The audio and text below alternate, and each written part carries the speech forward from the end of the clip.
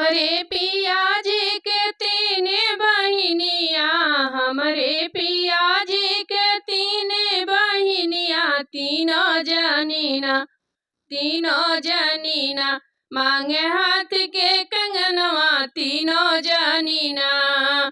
हमरे पिया जी के तीन बहिनिया, हमरे पिया जी के तीन बहिनिया, मांगे हाथ के कंगनवा, तीनों जनीना, मांगे हाथ के कंगनवा, तीनों जनीना।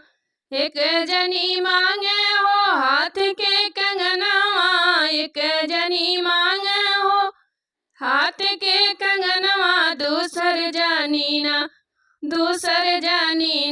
मांगे हमरा झुमकवा, दूसर जनीना मांगे हमरो झुमकवा, दूसर जनीना।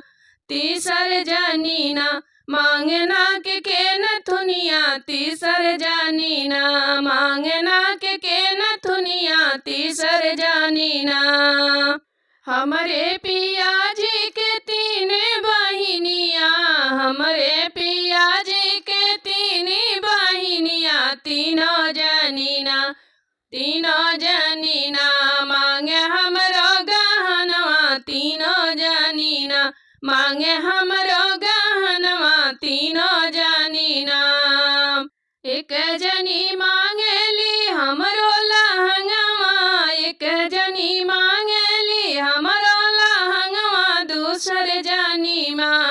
दूसर जनीना मांगे हमारो सड़िया, दूसर जनीना। हो तीसर जनीना मांगे हमरो चुनरिया, तीसर जनीना मांगे हमरो चुनरिया, तीसर जनीना। हमरे पिया जी के तीन बहिनिया, हमरे पिया जी के तीन बहिनिया,